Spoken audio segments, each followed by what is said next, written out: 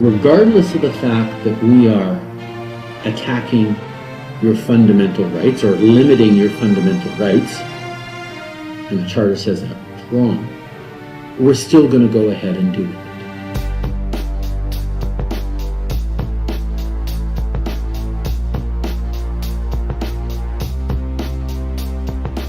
Ottawa, Ontario, Canada. The world watched in horror as thousands lost their rights to freedom of assembly and freedom of speech in the blink of an eye. The media, through tactics perfected by Operation Mockingbird, didn't waste any time, creating buzzwords like occupation, right-wing extremists, and racists. Of course, nothing could be further from the truth.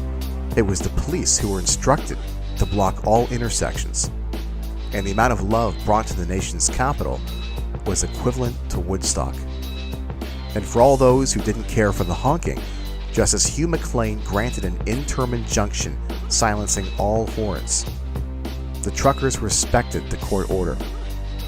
Worthy to note, the same judge also said the following: while the participants have the right to protest, taking their horns away would not rob them of that right. The key words here are right to protest.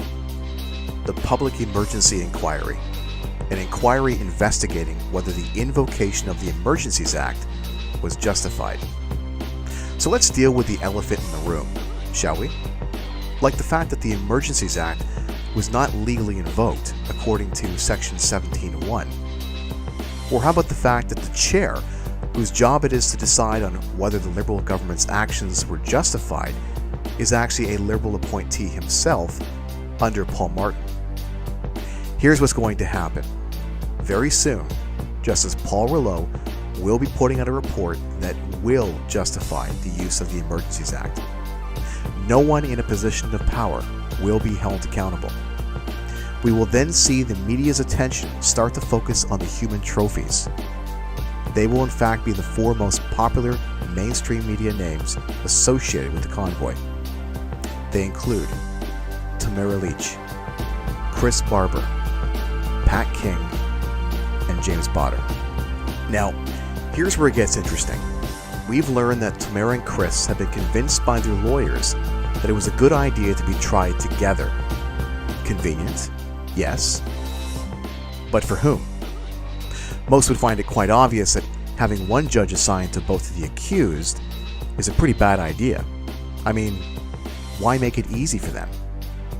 But this isn't the worst part.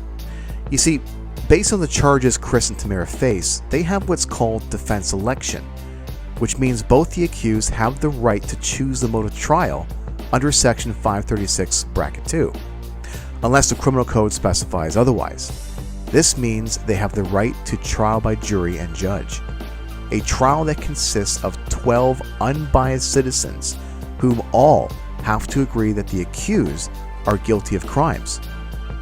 Pretty unlikely we'd see a guilty verdict in this type of scenario. So, did Chris and Tamara opt for the trial by jury? No, they did not. In fact, the trial is already set for September 2023. Chris and Tamara will be used as patsies, and those pulling the strings are hoping no one will notice until it's too late. Well, a bunch of us noticed. If we go back to the start of 2020, when bylaw tickets and criminal charges were being handed out like candy, how many of us have been lucky with judge-alone proceedings so far? If you answered not many, you'd be correct. This has been the long-term play for the key chess players in the game. Securing a certain number of compromised judges over decades meant that 2020 couldn't come fast enough. Now, to be very clear, I am not saying that all judges are corrupt, contrary to how people might interpret this video. We have many good ones among us. I have acted as agent in many court proceedings, and I've seen the good ones, up close and personal. Judges who value truth and justice, some even lashing out at the Crown in pre-trials, questioning why we're here in the first place. But what do you think the odds are you'll get a fair shot if you're associated with a very politically charged case, especially one that attracts lots of media attention. Now, to provide some quick clarity on how the system works, having a criminal charge dropped, although still a win, is different than having a ruling issued by a judge. The ruling is what goes into a legal database called CANLI. The majority of case laws established since 2020 have not been in our favor. Charter challenges where Section 1 allows violations of rights has particularly been a problem.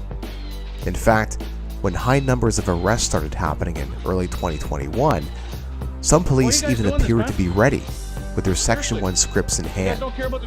Like we see here in Toronto, as a man is dragged away for simply standing on the sidewalk during a stay-at-home order. Charter challenges continue to pile up losses, like we've seen with the Church of God in Ontario, several churches in Manitoba, and employees of the TTC and the Toronto District School Board.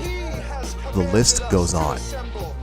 The common denominator has always been Section 1 of the Charter, which states, "The Canadian Charter of Rights and Freedoms guarantees the rights and freedoms set out in it, subject only to such reasonable limits prescribed by law as can be demonstrably justified in a free and democratic society." This has always been the secret sauce that allows judges to bypass your rights. Crowns have also been using case laws like R versus Rimlewski to establish that anyone who participated in the Freedom Convoy committed mischief. Now, even though Rimlewski was convicted of obstruction, the judge wrote the following on line 27.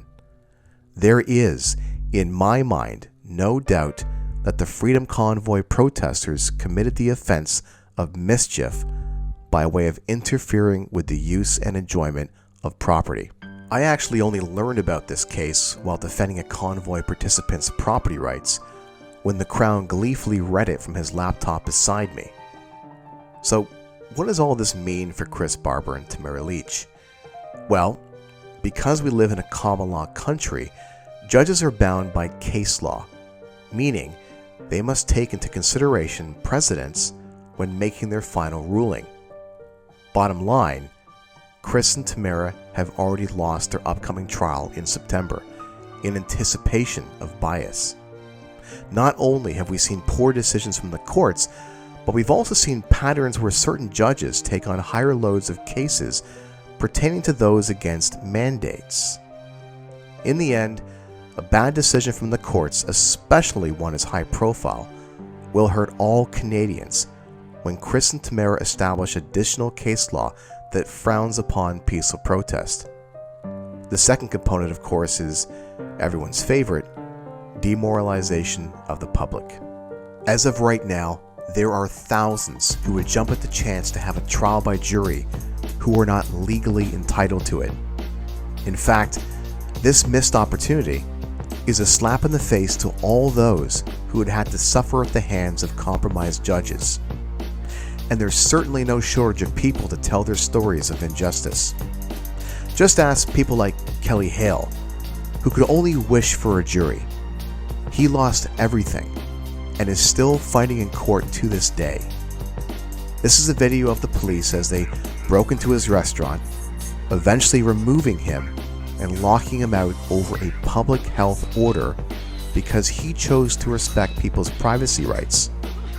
All this over bylaw tickets that haven't even been adjudicated yet. Here we see Kelly just days after, on his way to the Kingston courthouse, ready to defend himself. And well, you can guess what happened next. To date, Kelly has been in front of several judges and is currently appealing to the Court of Appeals. Now, if given the choice, do you think he'd elect for a trial by judge or judge and jury? Better yet, find me anyone that can come up with an intelligent argument as to why judge alone has more advantages, especially in politically charged cases. The short of it is, judges are paid and appointed by the government, the same government that violated Kelly's rights. Section 2F of the Canadian Bill of Rights states the following: independent and impartial tribunal. In other words, it would be impossible for judges to be completely independent in cases where rights are violated. Don't get me wrong, in almost all cases, you can expect a fair trial if you're accused of murder, fraud, or theft. In fact, you'd probably get a fair trial in just about any matter pre-2020. But we don't live in pre-2020, and the pressure on many of our judges is immense. Which goes back to my original point. The only way Chris and Tamara have a fair shot is if they elect for trial by jury and use the Canadian Bill of Rights. A lot probably don't know this, but in the Emergency Act itself, it states, "And whereas the Governor and Council in taking such special temporary measures would be subject to the Canadian Charter of Rights and Freedoms and the Canadian Bill of Rights." This is another reason why invoking the Emergencies Act and arresting peaceful protesters was illegal in the first place. As for Pat King, he originally had a court date scheduled for November 2023 for trial by judge alone. However, since learning of this date, we've been in contact with his lawyer, and I'm happy to report that Pat consented to filing a notice of re-election for trial by jury. The notice was submitted on January 26 this year. James Botter's trial is scheduled for June this year. Also happy to report, he opted for trial by jury. James is currently self-representing. I will leave you with this. Lord Devlin, arguably one of the greatest judges of the 20th century, was a powerful defender of trial by jury. In his book, Trial by Jury, he wrote, "Each jury is a little parliament. The jury sense is the parliamentary sense. I cannot see the one dying and the other surviving. The first object of any tyrant in Whitehall will be to make Parliament utterly subservient to his will, and the next to overthrow or diminish trial by jury. For no tyrant could afford to leave his subjects' freedom in the hands of 12 of his countrymen. So that trial by jury is more than an instrument of justice and more than one wheel of the Constitution. It is the lamp that shows that freedom lives."